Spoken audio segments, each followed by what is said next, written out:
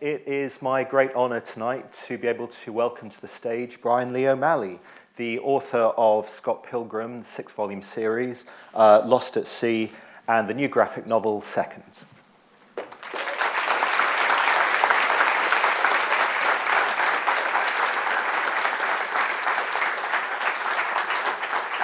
Hello. Hello. So I thought, as Seconds is ostensibly a kind of time travel narrative, we'd start with that and then work back in time throughout your career. So Seconds is about a young woman who runs a restaurant, or rather who's just given up running a restaurant but can't keep away from it and wants to open a second venue, and has this magical adventure by finding magical mushrooms rather than magic mushrooms under the floorboards, which allow her to travel backwards in time and change mistakes in the recent past. Mm-hmm. I believe after you finished Scott Pilgrim, you had a bit of a sojourn as a sous chef. Was that experience part of what led you to create Seconds? Yeah, it was actually after I finished the first volume, so that was like 10 years ago this month. Yeah, I got a job at a restaurant because I wasn't making any money from comics. Yeah, strangely. It took a few years for Scott Pilgrim to really catch on. And I was forced to get a job to pay the bills, and I worked in a restaurant where my friend was actually the sous chef. I was merely a food runner, which means I took food. The kitchen was in the basement of this restaurant, this old building. A lot of stuff in Toronto is in basements. I don't know if it's the same way in London. So I would take food up the stairs and go back down and wait for more food and not really have to interact with anyone very much. So I would just be sitting in a corner like with my sketchbook, just kind of planning out ideas for the next Scott Pilgrim book. And that was my life for about 6 months. I just always smelled like food. It was a pretty popular restaurant. It was always busy. So having completed the 6th volume of Scott Pilgrim, at what point did you know that some of that experience of working in a restaurant were going to feed, no pun intended, into your next project? Nice. Thanks. I already knew. I think I knew since maybe about 2006 that I wanted to do it as a graphic novel. I kind of had the basic idea for the story while I still worked at that restaurant. So it was just kind of in the back of my mind for years. I think I started sketching the 2 main characters in 2006. I remember actually I came to the UK for a holiday in, I think, April 2006, and that's where the title came to me. I was like, Seconds. I wrote it down in a notebook, I remember that. And I realized there's a movie with that name already, but I was like, it's fine. So it's over the years, like sometimes I wanted to like just take a break from Scott Pilgrim and do this book instead, but eventually I decided to just power through and finish the series, which I'm glad I did. And then Seconds could be sort of my leisurely next project. And unlike Scott Pilgrim, which started off in black and white and has recently been coloured, Seconds is colour throughout, and so presumably with this project you were thinking about the colour at the same time as you were doing the drawings. I was, but actually initially it was just going to be a 2-color book. It was just going to be sort of this reddish, orangish color and on black and white. So so I knew I always wanted to have her hair be red and the dresser and all these kind of key items. And it would be kind of just like shades of red and brown that you could do with one color. But eventually, especially after the Scott Pilgrim books started coming out in color, I just thought it would be so cool to have it in color. And fortunately, the publisher agreed. And then Nathan Fairbairn, he's also been coloring the Scott Pilgrim books. He jumped on board. He turned down a Grant Morrison book to do Seconds for me. So I was really touched. Nice. Yeah. In terms of the format, the pages, or at least the images on the page, are much squarer than your previous books. And I was interested that that's also mimicked by the dust jacket. No, I didn't think about that. Oh, okay. And I was just wondering the idea of that squarer image in a more traditionally shaped page. Had you really not noticed that before? I had not even thought about that. Where did the format come from? I don't know. It just felt right. I think I was thinking more about European comics. I was really into like Christophe Blaine and like actually even before I started Scott Pilgrim, I was really into the Donjon series by Trond Diamond Svar and Blaine, and I don't know what other European comics I've really loved, but those guys for sure. And just, yeah, that more square format, especially after, 6-7 years of doing the sort of manga format and the taller pages and the full bleeds. I just wanted to do this thing that felt like kind of more stately and austere in its presentation. See, I was going to ask a question about how the smaller dust jacket and the larger book beneath were going to suggest a normal size reality and then a larger reality beneath, but I'm not going to since it's... I designed the jacket and everything, but that was the book designer's idea, and I was just like, oh, cool. It just seemed cool. I didn't think about any of the thematic resonance, so thank you for pointing that out. That's all right. Next time, I'll just pretend it was my idea. As we're in the British Library, I was going to ask questions about whether the mushrooms came from the idea of the Eat Me magical potions in Alice in Wonderland, and whether the ideas of different layers of reality were going to come from some fantasy fiction. But then I read an interview on Boing Boing, and like most things, it turns out your inspiration was computer games.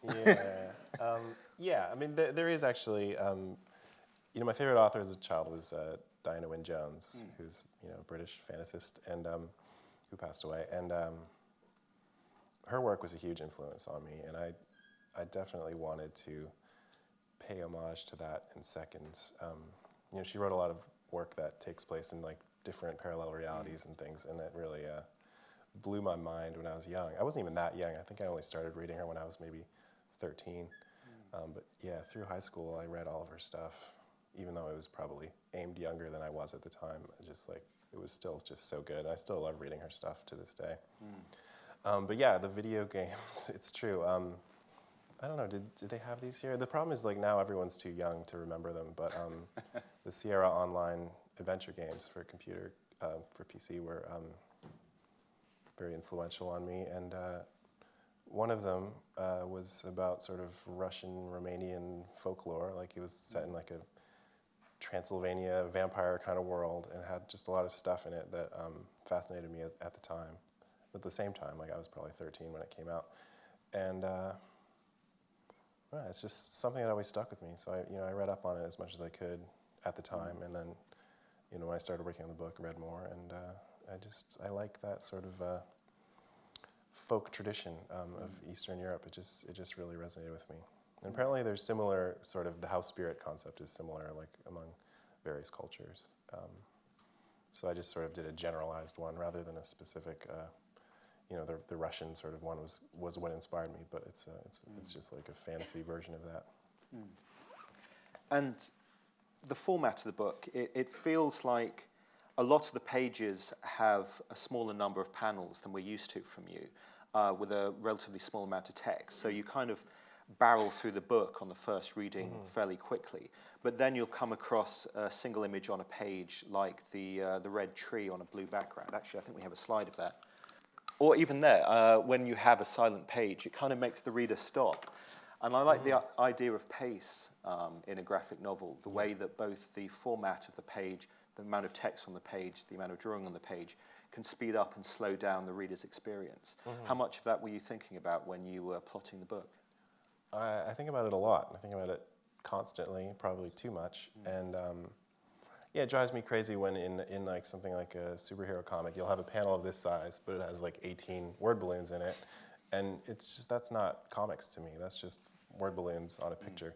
You need to have like that back and forth. So whenever there's like a conversation, it's always like people, small panels, reaction shots, and each dialogue beat kind of gets its own panel. I think that's just important. That's how comics should be in my mind. I don't know, that's probably like, that's not the only way they can be, but I just like that kind of rhythm, that like, I don't know, I guess it's almost like a manic quality that I put into the work. And then you get these big open panels that just are like, oh, because I guess that's my personality, I guess. The protagonist is a young woman, like the protagonist Like of... myself. Sorry, I thought that's what you were going to say. Like the protagonist of Lost at Sea, Lost Lost at Sea, the first book you wrote, Andrew. How easy do you find it to get into a female perspective, into a woman's mind when you're creating a character? Because it certainly passes the Bechdel test, you know, of a character who's a woman who actually talks to other women about subjects other than men. Yeah, there's barely any men in this book at all. Part of it is I prefer drawing women, so I just naturally gravitate towards stories about them. Part of it is I'm always trying to understand women, probably failing, but I keep trying. And yeah, I don't know. I'm not a very like manly man, so it doesn't bother me like that I'm that I'm writing about women, or that I'm not writing about Wolverine or whatever. Yeah, it's just I don't know. On a number of levels, it appeals to me, and you know I don't think I set out to necessarily like do a women's story, but it just felt right for the story. And also, it's a book where, thinking of the characters in both Lost at Sea and Scott Pilgrim, one is a story of people who are just leaving high school, and the other is a story of people who feel like they haven't emotionally or intellectually left high school, even though it's a few years later. While in Seconds, they are genuinely adults. I mean, did it feel like you had to exorcise some of your teenage demons before actually talking about being an adult in a graphic novel? Yeah, I think so. You know, I feel like I'm always kind of just catching up where I'm at when I start a new book, and Seconds is, it's the logical next step. So she's sort of an adult, but she still kind of acts like an immature child all the time, and she looks like a 5-year-old. But that's, I don't know, where am I going with this answer? It's just natural to me to write about my own sort of age, you know, or I mean, I guess it's like, it's always a few years behind because these books take so long to make. But yeah, I mean, I think I'll probably continue to do that, to catch up my age, and hopefully also include younger characters that will be a viewpoint for younger readers. In the back matter of the new editions of Scott Pilgrim, it shows some of the buildings that you photographed to use for the locations of that book. Yeah. Presumably, it was the same with Seconds, that there are real locations around the city that you've used as inspiration for this. Yeah, I mean, Seconds sort of takes place in like a made-up fantasy city, and I intentionally used landmarks, not even really landmarks, personal landmarks from like my whole life, from my travels, and you know, I moved around a lot as a child and stuff, and as an adult. Yeah, so all the buildings are sort of patchwork from other places, and the streets, and the town, the shape of the town is based on a town that I've actually never even been to, in somewhere in England. I think it's called Derby. Okay. Yeah, and it's quite a nice place. And then one of the buildings is actually, last time I was in London, I saw this really cool, ominous building, and I was like, I had been looking desperately for a building for the sort of the bad restaurant, and yeah, I can't remember where it is. I was staying in Notting Hill. It was around there, but it's sort of like an art gallery or something. But it's a very old, like very tall, skinny, strange building. And yeah, one of my friends from London actually read the book and just like recognized it and said she had always seen that building and been scared of it. So it had an extra impact for her. So that was cool. Well, I suppose it's like the way so many cinematic cities are actually transatlantic, that you watch the Batman films and part of Gotham City will actually be filmed in Russell Square, right, and then the next part will be in New York. And so this idea... The last Batman was very confusing. Yeah. I mean, yeah, I think they blew up part of Battersea Power Station in the second one. So it's almost like the idea of the ultimate city that we have in our mind, whether it's fictional New York, fictional London, is actually a composite of various cities around the world as it is. Yeah, and this is just sort of like, I want it to have like a dreamlike quality, at least for myself. I mean, maybe for someone else, you know, it's my own, like I said, personal landmarks. You know, and this book is more about the restaurant, sort of more about the interior world of that restaurant.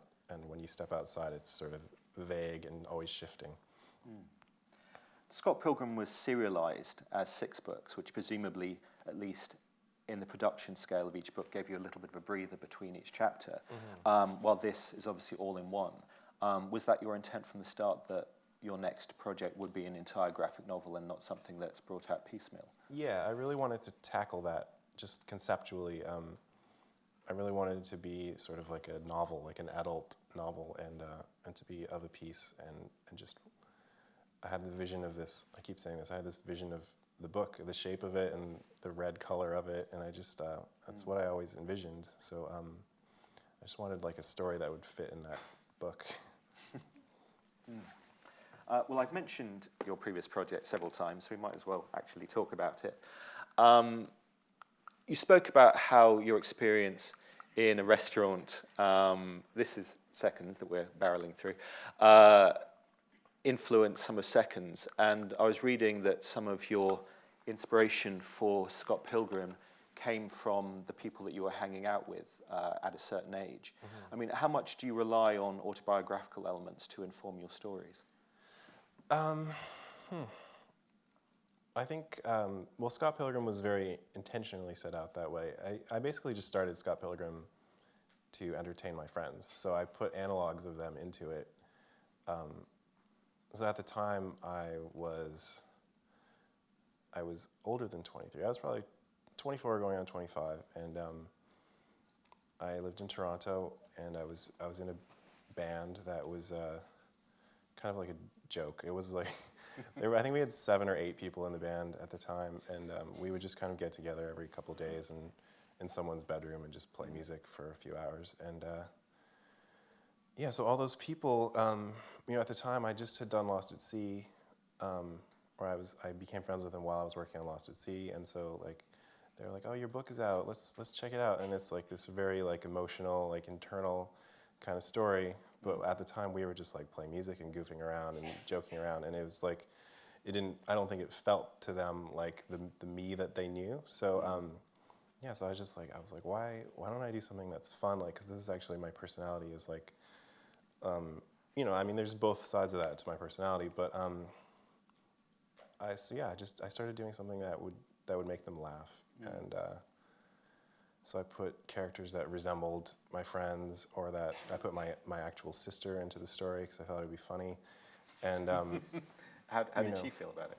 oh, she loved it because that was her personality too. Like, she always wanted to be the center of attention. So I just thought it would make sense that she would be in this story. That no other real people are in this story, but my sister is really in the story.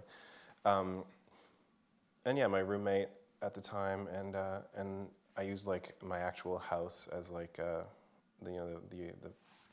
building that I rented a room in or whatever, and the whole neighborhood, and I just started putting the fabric of my life into the story, and then from there just spun it out into its own kind of imaginary, wild world. I mean, thinking of the culture that Scott Pilgrim seems to be associated with, and seemed to be very much a sort of early 2000s piece. I went to a signing of yours at Forbidden Planet a few years ago, and was surrounded by teenagers who were playing chiptunes on their mobiles, and I felt, my God, you really have tapped into the zeitgeist. And it was something that I was totally unaware of until I read Scott Pilgrim. Right. I mean, how much did you feel like you were tapping into what kids were into at the time, and how much did you feel like you were actually leading the culture? Not at all. Okay. I had no idea that it was going to be popular. Like I said, it was really just for my friends, and the whole chiptune and like 8-bit culture kind of like rose up around me as I was doing it, and became more and more popular with like the subsequent kind of like generations of teenagers. So yeah, you know, still teens still like Scott Pilgrim, which is great. It was very unexpected. Like sort of the nerd culture kind of rose up around me. I did not anticipate it. But like this culture of like funny T-shirts and like, you know, chiptune and Super Mario pins and stuff, like it didn't really exist in like 2003, and by, you know, the later 2000s, it was all around me. And, yeah, I don't know. I was just riding this wave that I was not aware of at the time. Thinking of the genre of Scott Pilgrim, I mean, I suppose I'd kind of think of it as being magical realist, that it starts off as a fairly sort of domestic sitcom, and then you'll have people punching each other out in the style of computer games. You'll have off-drawing canned laughter. You'll have a musical number. And I guess those are elements that you brought from more fantastical manga. But in the West, it seems an unusual attribute for a comic to slide between different genres as you're reading it. Was that something that you were sort of consciously doing, thinking that these sort of genre changes within a single narrative are common in the East, but not many people have attempted it in the West? Yeah, I think when I was younger, I was more into manga and anime, and the stuff I was doing at the time was much more kind of slavishly imitating, Japanese styles. So when I started Scott Pilgrim, I mean, I did Lost at Sea first. I kind of like broke myself of this whole manga idiom, and when I started Scott Pilgrim, I wanted to kind of like re-bridge that gap and do something that appealed to me in the way that the stuff that I liked when I was a teenager appealed to me. Like Ranma One Half was like a really big influence on me, and other stuff. And I just wanted to do something that was fun and that was energetic, and yeah, this whole cultural thing. Like I kind of sitcom laughter, like, and stuff like that. I brought in influences from my own life rather than copying what Japanese artists are doing, which was a big step for me. And like you said, you'd previously worked on Lost at Sea, and before that, you'd been just the artist on a mini-series of Hopeless Savages. Right.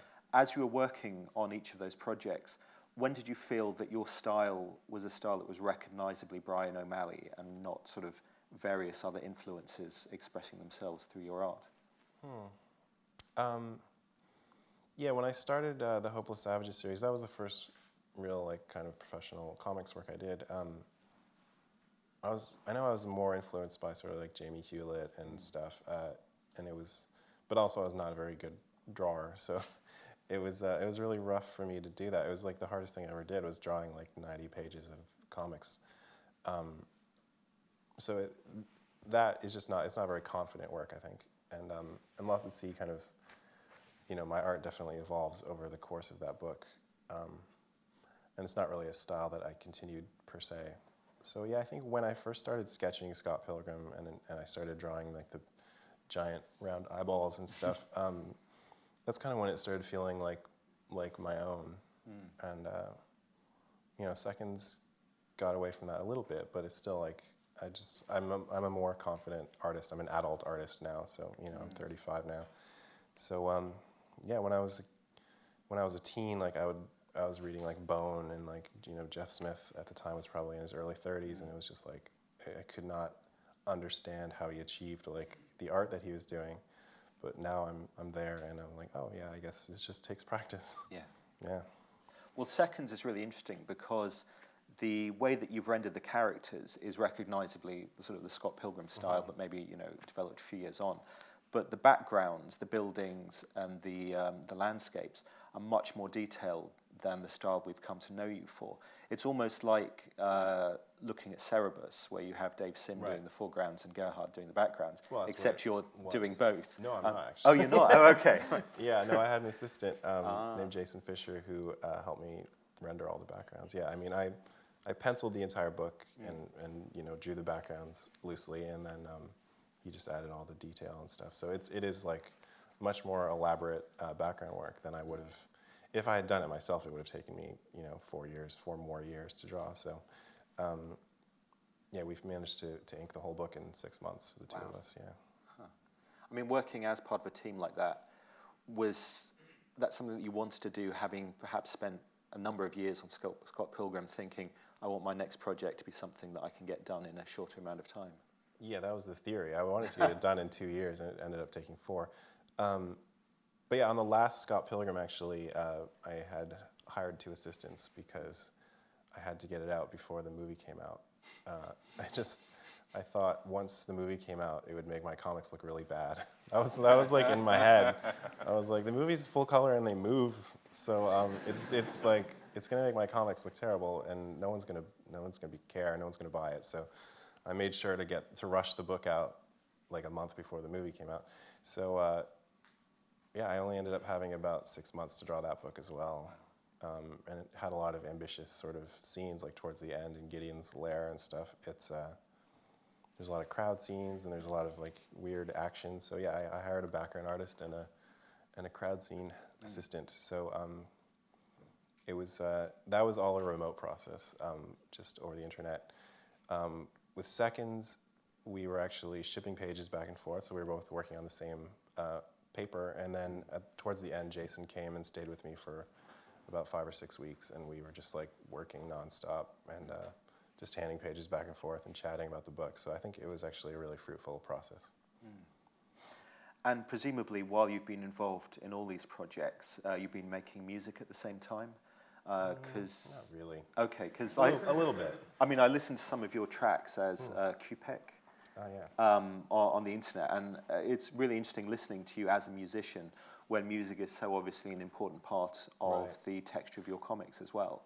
Yeah. I mean, how much do you find each feeds into the other? Well, I was thinking about that a lot this week, actually. I think when I started out, I was doing music kind of at an equal level as comics in terms of output. Yeah. In like 2002 to 2004, I was writing a lot of songs. I was just like putting a lot of energy into that. But once I started Scott Pilgrim, kind of all my like little small notions just started going into the comic book instead, because I just had, pages to fill and ideas just to funnel into this like mega project. So yeah, my songwriting really trailed off, and the music never really went anywhere for me. It was just kind of a hobby. So I've just kind of kept it in the background since then. And I make songs when I have time. I haven't really done a lot in the last 4 years or so. But I started a new band, and that's just sort of like a fun hobby. So we haven't recorded or released anything yet. We've only played one show, but and I'm currently on this book tour, so we haven't practiced in like 2 months. But it's fun. It's just like it's another outlet, and I find writing a song is a lot faster than writing a comic book, drawing a comic book. So I always found like I would write a song about something, some feeling or whatever, and then that same feeling would end up in my comic like a year later. So it's one kind of trails the other. Okay. And if you found yourself writing lyrics that were intentionally cheesy, they'd end up as dialogue from Sex Bomb. And if actually you thought they were quite good, then you'd record them as a as a track. Well, usually if I was writing lyrics for the book, I would write them then and there for that. Okay. And I would write them in 5 minutes, and it would be terrible on purpose. Or maybe not. Maybe I was actually trying my best, and that's the best I could do. Either way, it's fine. A lot of people, Scott Pilgrim obviously had a cult following that was developing as each book came out, but I imagine a lot of people then found out about it because of the movie. The film very faithfully adapts the first volume. It seems almost line for line, and then as you get into books 2, 3, 4, 5, 6, it condenses those down massively. There were too many books. I mean, how did you feel about that sort of editorial process that was taken out of your hands? I don't know. It was interesting because they optioned the book. It was one book at the time. They optioned it in maybe 2005. So there was I don't know. I think originally they thought it was just one book. The movie producers, they weren't paying attention, and and as they realized there was gonna be more, I remember they asked me what was gonna happen in the rest of the books, and I was like, oh, I know. Let me just write it down for you. It's all in my head, but it wasn't all in my head, so I had to make it up. So I wrote down this like blueprint for the whole series in like early 2005. I think it was while I was working at the restaurant actually, and that was the first I'd really concentrated on it that hard. I think I had wrote down ideas for the first 3 books, but I had to sort of actually do like a scope of each book. So I wrote like a few paragraphs for each book, and I had to sketch each evil ex, and some of them changed more than others. Most of them stayed pretty similar. But yeah, I had to make it all up. I had to come up with the general plot arc, and and then the first draft of the screenplay I think was done in maybe 2006 when I was finishing the 3rd book.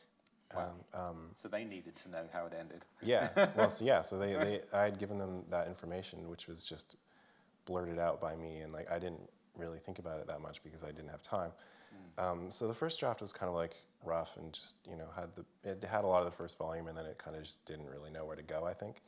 And then when I finished, I think the fourth volume, that really kind of re-energized Edgar and Michael, the screenwriters, and yeah, they wrote a new draft, and that was pretty much what we saw on the screen. So it was, it's basically volume 1 and volume 4, and then bits and pieces of the other ones. And like you said, you were thinking about what the evil exes might be before even conceptualizing them. You just had the number. I mean, was a bit of that like 4 Weddings and a Funeral? If you're going to have several things that are similar but different, to actually make them memorably different is a bit of a challenge. Yeah, well, and it's like, I knew who the big bad guy was, because initially when I started making up Scott Pilgrim, it was really just about one evil ex-boyfriend who was Gideon. And as I started making them up, I knew I wanted one to be a girl, and I knew I wanted 2 to be twins, so that already knocked out 3 more. So, and I wanted to do a vegan psychic, I mean, obviously. So, and then he ended up being sort of like an evil mirror of Scott too. So, and then one of them was going to be Jason Lee, the skateboarding movie star originally, but I changed him to Lucas Lee because I was afraid of getting sued, or just beaten up. So yeah, so that was just yeah, that just also went with my whole ethos of putting friends in it and like putting my sister in it, and I was just like, Jason Lee would also fit in this story really well. But I'm glad I changed him, because we also got to have Chris Evans in the role. Well, and thinking in terms of having members of your family in it, your cousin, Kayla Hiller, who's also a comic book creator, has a cameo in the movie, so it really is life imitating art. Yeah, as do I, yeah. So going further back in time, like the lead character in Seconds, Lost at Sea, the new edition, the black and white artwork has been tinted blue and pink rather than you doing a full colorization of the art. It's kind of what I wanted to do originally, I think. Okay. And the cover was that color scheme, I think, or the second edition cover. Yeah, I don't know. When it came time to do this, I didn't think full color was necessary. I kind of like the, you know, you use your imagination a little bit, and it just felt right. So yeah, I'm really happy with how this book came out. You suggested that you weren't entirely happy with the art for Hopeless Savages, but presumably only were in order to commission an original graphic novel of you. Well, yeah, I mean, you know, I was not that satisfied with the art in Lost at Sea either, but it was the best of my abilities. Looks pretty good to me. Does it? Thank you. You know, I was 23, 24 when I was working on this book, and I was learning how to use a brush. So, like, when I flip through it, it definitely, like, there's an arc of, it's pretty much always this way in a graphic novel. I'm really confident for the first 10 or 12 pages, and then between, like, pages, like, 20 to 50, it gets really bad, and then it gets better again, sort of around the middle, and I hurt my wrist around page 81. So it gets really bad for a few pages, and then I kind of relearn how to draw, and then by the end, I'm just like hurrying, but I've also gotten really skilled by all my practice of finishing this whole book. So things look good, but I'm also just hurrying. So that's just kind of how every book kind of goes. I always try to circumvent it, but that's. But also, Lost at Sea has this intentional structure where the panels are very claustrophobic at the beginning. And by the end, they're very open, which didn't go well with what I just said, like, because my art got really rushed towards the end. So, like, at the end, it's just like, oh, he's not even doing panels anymore. He just gave up. So that's like, that's how it feels. But that was intentional, but it didn't come out quite the way I wanted it to. But I still think it kind of works. I mean, even allowing for heading towards deadlines and the absolute terror of that and hurting your arm and so on and so forth. What is your sort of average page rate when it comes to drawing a comic or a graphic novel? I don't know. I can't I don't think I can come up with an average. I think when I was doing Scott Pilgrim, when I was in the middle of Scott Pilgrim, I was doing maybe 4 pages a day. Like I was really blazing through it. Seconds it's harder to say because I penciled the whole book first, which took a year and a half almost, and then we inked the whole thing in 6 months, which is a lot of work in 6 months. And we also colored it and lettered it at the same time. And Lost to Sea, I can't remember. That was 12 years ago. Yeah, you kind of like strive for 1 page or more per day. It's kind of like the hopeful goal. Yeah. Well, I imagine for people who work on American comics, when it is a monthly, then 22 pages a month is pretty much a page a day, and you get weekends off. Yeah. So that theory. seems Well, yeah. And then a lot of American comics do extra shipping now, and it sounds like a lot of work. I'm glad I don't do those. Although you recently did a variant cover, I say recently, it's a couple of years ago, for Young Avengers, #1 by Kieran Gillen and Jamie McKelvey. That's true, yeah. How did that come about? They're just friends. I've known them for a long time.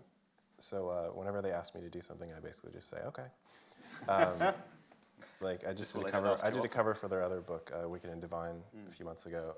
It was I had just moved and I didn't have my studio set up. And Jamie DM'd me on Twitter and he was like, "Do you want to do a cover for our new book?" And it was like I'd not heard of the book at all. No one knew what the book was yet. I just said sure. Literally like 1 word, and then a few months later, I think May.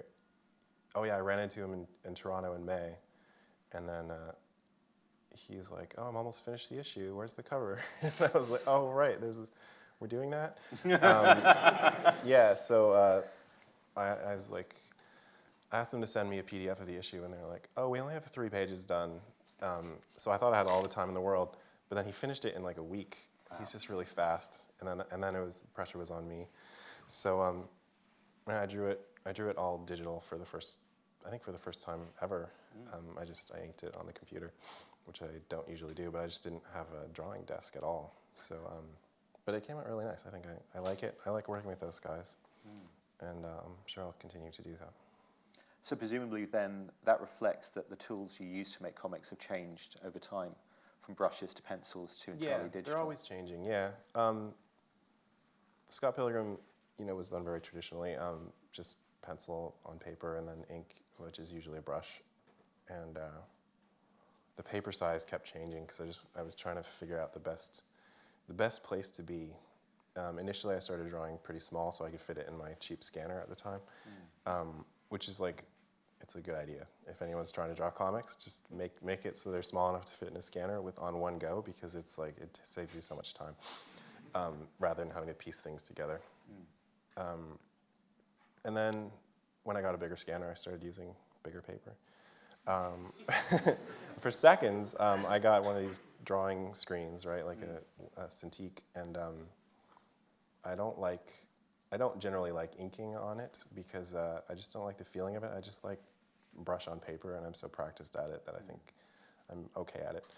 And so what I did was I penciled the entire book on the computer instead so that I could move things around and redraw things, and it was just, that was a good process. I think I'll keep doing that. So I pencil it roughly, and I print it out in blue lines. I got this big printer, and I ink it traditionally. Okay. And then I scan it back in, and the color is all digital.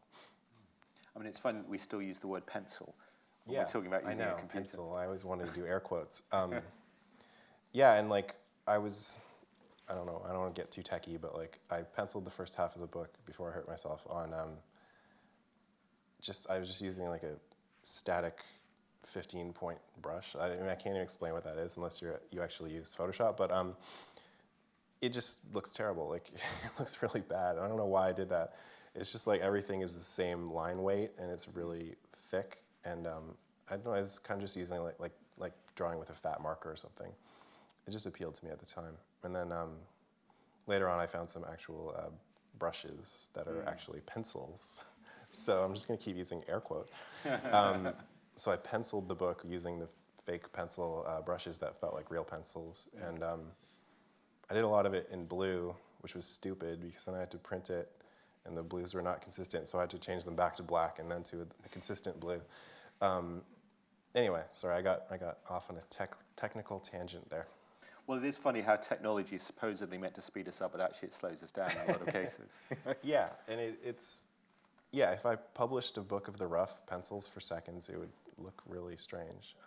I want to actually do some comparisons and stuff, post them on the internet sometime.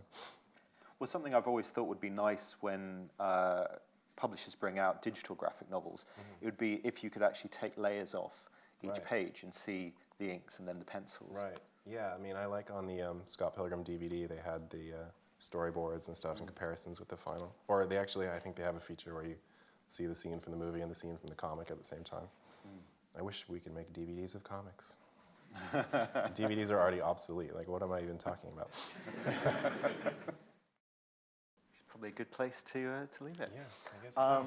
Thank you. Seconds by Bryan O'Malley. Bryan Lee O'Malley is available now in all good bookshops, and you'll be doing a signing in the foyer after you leave the stage. I and will. in the meantime, thank you very much. Yeah, thank you.